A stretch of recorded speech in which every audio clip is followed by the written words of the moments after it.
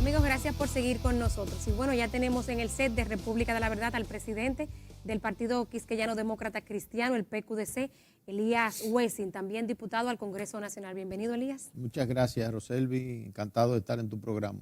Yo feliz de que lo vamos a agarrar calentito porque sé que apenas ha salido de la sesión de esta tarde de la Cámara de Diputados. Empecemos por ahí, don Elías. ¿Cómo estuvo la discusión? ¿Cómo estuvo la agenda de esta tarde? Y el tema obligado es el proyecto de ley de extinción de dominio. Bueno, hubo mucho movimiento, pero fuera del plenario, porque la ley de extinción de dominio, el proyecto de ley, está en agenda, llegó apenas ayer a la Cámara de Diputados, pero usted sabe que informalmente los diputados se reúnen, comienzan a opinar, ya con el texto que aprobó el Senado. Claro. Y la impresión que tengo es diametralmente, prácticamente, opuesta a la que tenía hace 2 días atrás. Interesante, ¿no? Y ese cambio tan sustancial como usted dice y tan rápido. Sí, porque fíjese qué pasa. Yo dije en una declaración que ese proyecto, como estaba concebido y como había sido aprobado en el Senado, era una especie de Frankenstein jurídico. Vaya. O sea, es una definición un poco radical, ¿verdad? Picadillo, diría yo aquí. Sí, porque tenía o tiene aspectos inconstitucionales flagrantes, o sea, que cualquier leguleyo en derecho se da cuenta de una vez, como es el tema de la irretroactividad de la ley, como es el tema de la personalidad de la pena. Es una institución nueva, autónoma, pero hasta dónde llega esa autonomía. En fin, es una ley orgánica o es una ley ordinaria. Se puede prestar a la extorsión si se dejaban o si se dejan artículos como vienen del Senado. Entonces, entiendo que hay una corriente fuerte para hacer modificaciones puntuales en esos aspectos y que no sea una ley controversial desde que salga del Congreso y venga a ser anulada o declarada inconstitucional. Antes de pasar a lo que pasó hoy, valga la redundancia, en la Cámara, yo me pregunto, ante esa descripción que usted hace, ¿en qué estaban los legisladores entonces en la Cámara Alta cuando la aprobaron los senadores? No, mire, los legisladores de la Cámara Alta tienen su mérito. Sobre todo por la comisión bicameral que estuvo estudiando el Sí, proyecto. pero usted sabe que siempre hay filtros importantes. Una comisión puede estudiar cualquier proyecto y siempre va a haber una segunda etapa, tal vez secreta, en la que se le pasa un filtro a la ley y vienen expertos en la materia y pueden opinar. Importante entender eso de la dinámica legislativa, Sí, que el que está afuera no necesariamente sí, claro, sabe que se dan esos pasos. Sí, claro, y entonces los senadores que hicieron el trabajo, Catrain, el mismo senador de la provincia de Santo Domingo, Antonio Taveras, han hecho un buen trabajo, no se le puede desmeritar, ni mucho menos, pero obviamente es una ley o un proyecto perfectible. Totalmente. Si llega a la Cámara y nosotros podemos perfeccionarlo, corregirle algunas cosas, de acuerdo con ellos mismos, porque no hay que hacer algo escondido, ni mucho menos. Entonces, estoy algo más optimista ahora de que podríamos tener una ley de extinción de dominio acorde a la Constitución de la República y que persiga las mafias organizadas, que persiga el narcotráfico, que persiga la corrupción administrativa, en fin, esos grandes delitos de cuello blanco que hasta ahora algunos se salen con la suya, porque hasta son condenados y después que cumplen hay que devolverle lo que ilícitamente obtuvieron. Qué barbaridad. Entonces se corresponde con esa realidad. Pero vuelvo y les reitero que hay que arreglar algunas cosas que tienen que ver hasta con el derecho procesal penal. ¿Qué hay con el concepto este de elusión fiscal? ¿Finalmente vino con eso incluido a la Cámara? Esa parte todavía no la hemos visto y es de los aspectos que entiendo que se van a chequear ahí. Mientras más completa sea la legislación, mejor para todos y mejor para el país y sobre todo para atacar la impunidad, que es uno de los aspectos fundamentales que exige el pueblo dominicano. Iniciaron las lecturas hoy del proyecto. No. Porque usted me dijo que el movimiento estaba afuera, pero ¿qué pasó propiamente en el hemiciclo? No, en el hemiciclo se conocieron algunos proyectos normales y hubo un poco de escarceo porque en el día de hoy el PLD, por ejemplo, escoge su vocero y su vicevocero y así por el estilo. Creo que también la Fuerza del Pueblo tenía otra reunión particular y entonces se dieron todos esos acontecimientos juntos y había como mucha aceleración hoy en la Cámara y por eso salimos un poco tarde también. Elías, uno conoce del interés del gobierno por la aprobación de este proyecto de ley, pero ¿cuál sería su destino, al menos en esta legislatura? ¿Qué tiempo le queda a la legislatura? Hoy cruzamos a 20 de julio. Mire, si hay voluntad política y los bloques se ponen de acuerdo de hoy al viernes, yo creo que puede salir el proyecto. Pero esto implicaría, si ustedes finalmente en la Cámara de Diputados le hacen alguna modificación, implicaría que... No, vuelve al Senado, pero el Senado tiene tiempo también de aprobarlo. En estos 6 días que quedan de la Sí, legislatura. claro, porque sencillamente tendría que convocar antes de que cierre la legislatura. Vaya. Sí. Definitivamente que va bastante rápido el asunto. Sí. Elías, a propósito de que me menciona pues estas reuniones que tiene la Fuerza del Pueblo y el PLD y de toda esta dinámica partidaria, esta semana vimos como el presidente se refirió al tema de la factura eléctrica y consideró volver al Consejo Económico y Social con el pacto eléctrico que fue precisamente firmado por las principales organizaciones políticas, casi poniendo en la cancha de los partidos que firmaron el pacto eléctrico la responsabilidad de las alzas de la tarifa eléctrica. ¿Usted cómo ve esta iniciativa del presidente? Parecería bastante democrático. Bueno, yo de lo que digo es que todos son responsables, pero hay uno que es más responsable, en este caso el ejecutor, que es el oficialismo. Pero sin lugar a dudas, lo que se firmó y todo el mundo lo vio. Por suerte que nosotros como partidos emergentes no estuvimos ahí, porque muchas veces en esos temas pues entienden que no nos deben invitar y tal Quizá vez fuera otra la historia. Y tal vez nosotros podemos dar ideas importantes que son las que deben de prevalecer. Por ejemplo, nosotros siempre desde el principio cuestionamos la construcción de la planta Punta Catalina en todos los aspectos, porque primero la licitación no fue transparente, segundo se dijo que iba a salir como en $800 millones y ya va por más de 3.000 millones. También denunciamos que iba a tener un problema consecuencial de contaminación por el carbono, por los desperdicios que deja. Ahora la provincia de Peravia está siendo afectada y se dice que otros países cercanos a nosotros. Vaya. De manera que cuando se van a tratar ese tipo de problemas y se habla de pactos, yo lo que creo es que se debe de hacer un ejercicio tal vez como lo ha hecho el presidente Abinader ahora con el diálogo nacional, en el cual se han constituido varias mesas y se le ha dado participación real a todos los partidos políticos, incluyendo los de nosotros. Que no se haya llegado a un resultado y eso es otra cosa, pero si tú ves la bitácora de los trabajos que se han hecho, claro, nosotros pues como partido, y reivindico mi partido, hemos aportado en todas las comisiones que se han hecho soluciones específicas por cada tema. De manera que eso es lo que hay. Ese pacto eléctrico entiendo que hay que relanzarlo, hay que abrir otra vez. Tanto que costó. Sí. Darnos el pacto eléctrico que tenemos. Sí, porque fue aprobado en una época en la que las cosas han cambiado sustancialmente, porque el entorno internacional ha hecho que muchas cosas cambien y no se puede negar eso. En poquísimo tiempo, ¿quién diría? ¿Qué cambio tan radical y en tan poco tiempo, no? El efecto post-COVID, ahora esta situación de escasez energética producto del enfrentamiento entre Ucrania y Rusia. Así es. Todo eso afecta, no se puede negar, pero entiendo que el gobierno tiene que ser más dinámico en algunas áreas.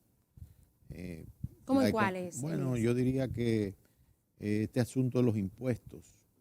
Al contrario de subir impuestos, lo que hay que tratar es de bajar impuestos y reducir gastos superfluos. Hay que hacerlo, es un sacrificio que hay que hacer, pero es lo que va posiblemente a detener la inflación.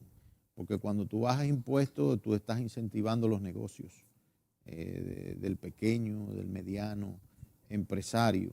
Entonces, hablar ahora, por ejemplo, de ponerle impuestos a la Airbnb, Sí. a Amazon, que la gente hace sus compritas por ahí a veces, sobre todo la clase media, que es la más sacrificada. Yo entiendo que eso hay que revisarlo y el presidente tiene que venir con un relanzamiento de la economía en ese sentido. Yo entiendo que llegó el momento de una reforma tributaria integral, pero no para subir impuestos.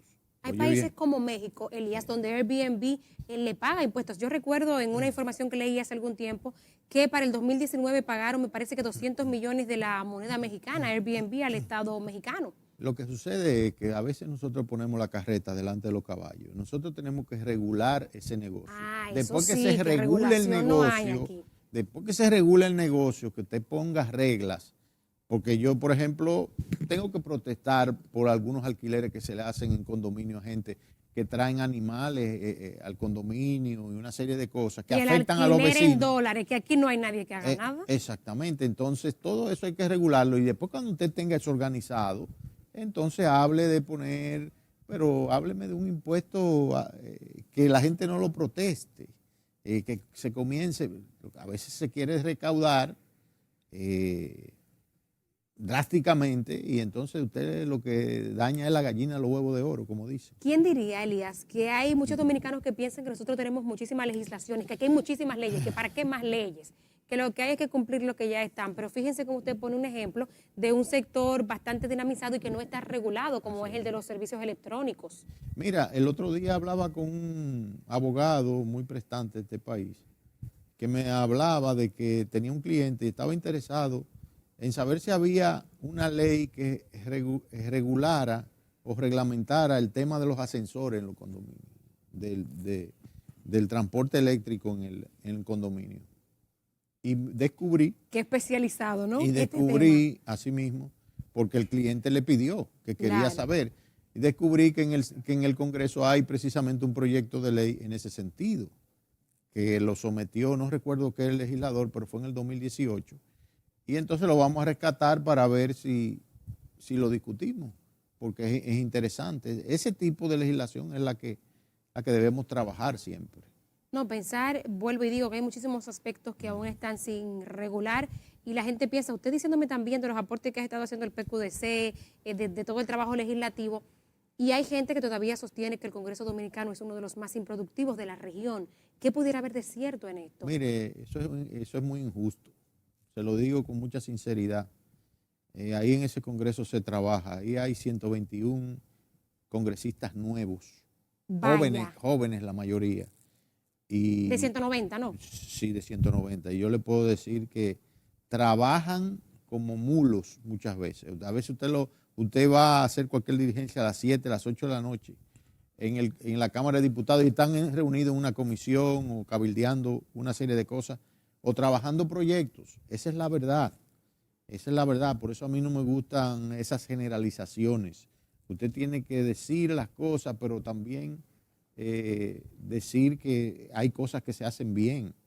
Y estoy seguro de que este Congreso, de alguna manera, cuando se hagan ya, se rindan cuentas, usted se va a dar cuenta de que ciertamente ha trabajado.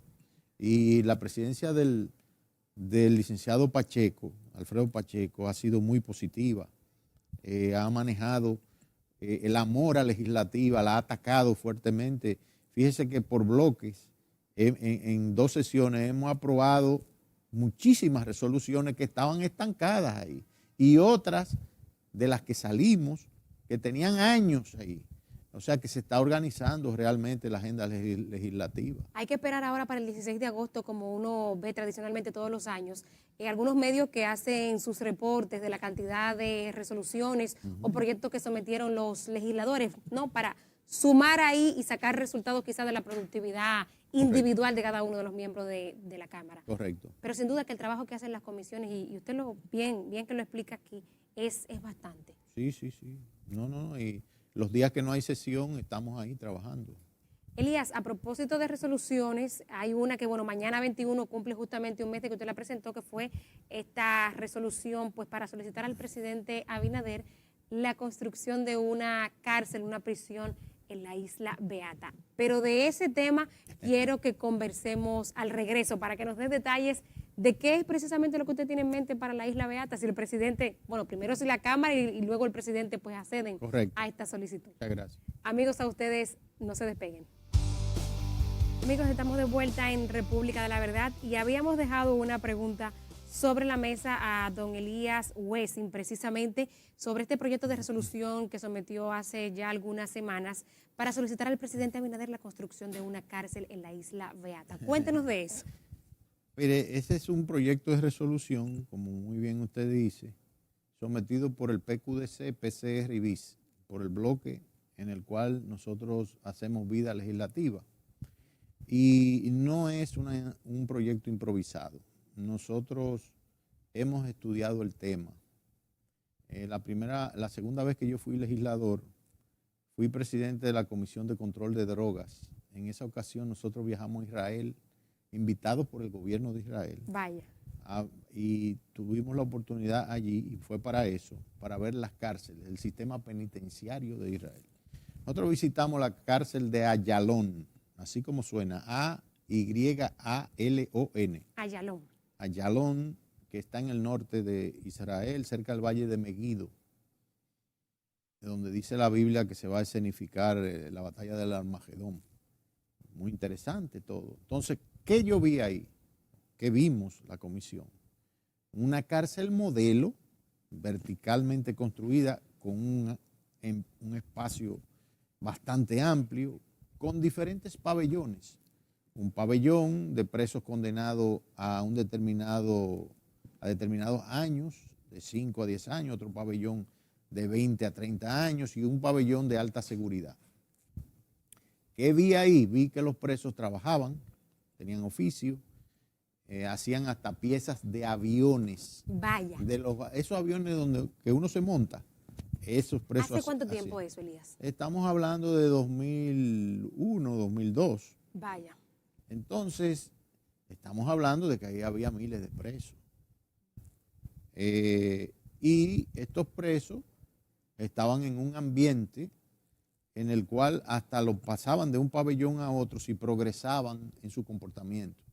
Tenían cuentas de ahorro para sus familiares que estaban fuera y cuando salían tenían un porcentaje que era de ellos y podían salir con su ahorro para hacer los oficios que aprendían en la cárcel. Entonces, estamos hablando de un verdadero sistema de reforma del preso. ¿Qué es lo que tenemos aquí? Eso es lo primero que tenemos que plantearnos, porque aquí tú sales con una idea y de una vez comienzan francotiradores a criticarte que eso es imposible, que eso es muy caro. Bueno, la Isla Beata, ahora mismo quienes la están explotando son nacionales haitianos, pescadores que están pescando hasta en tiempo de veda, están destruyendo los arrecifes y es una isla dominicana, 27 kilómetros cuadrados, donde se puede construir en 5 kilómetros cuadrados o hasta 10 kilómetros cuadrados una buena cárcel. Y que sobre terreno, exacto, sobre la isla. Ahí hay que llevar una comunidad satélite, es evidente. Ahí hay que llevar energía eléctrica, que podría hacerse un piloto con energía eólica, con energía solar. Ahí se tiene que llevar agua, con una planta de agua. Y el personal de la Marina de Guerra o de la Armada, como se le llama ahora, comprarle barcos a la Armada para que transporte todos los habituallamientos, el personal que va a estar allí, rotar el personal cada 3 meses, porque no es que tú vas a mandar un personal para dejarlo allá junto con los presos, sino hacer una rotación, prepararlos. No, y que vayan y se habitúen y no pase como los de Quirinito, que se nos pierdan presos. Exactamente, pero obviamente hay un elemento disuasivo, porque una persona que sabe que va a ir para allá, si se escapa va a tener que nadar y por ahí hay muchos tiburones. ¿Me entiendes? O sea que también es un disuasivo. Ahora, ¿qué es lo que queremos? ¿Qué exceso de presos que tenemos aquí? Tenemos un exceso de presos como de 15,000. Wow. hay 27.835, de acuerdo con los datos del Ministerio Público, Wow. en nuestras cárceles, y hay 10.835 presos que están ya con sentencia definitiva. De los 27.000, apenas 10.000. 10.000. Entonces, el resto, el 60% restante, es preventivo. Una locura. ¿Cuál es la propuesta?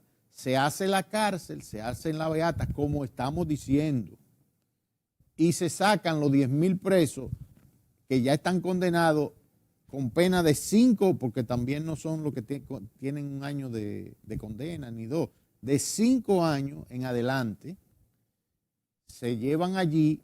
¿Qué tú logras con eso? Estás dándole espacio a los presos para que puedan dormir hasta en una litera, un catre, porque ahora duermen hasta en las letrinas. Así es. Entonces, esa es una solución cara, porque no estamos hablando de un proyectico, estamos hablando de un proyecto integral que se puede diseñar, que se puede hacer un estudio de factibilidad.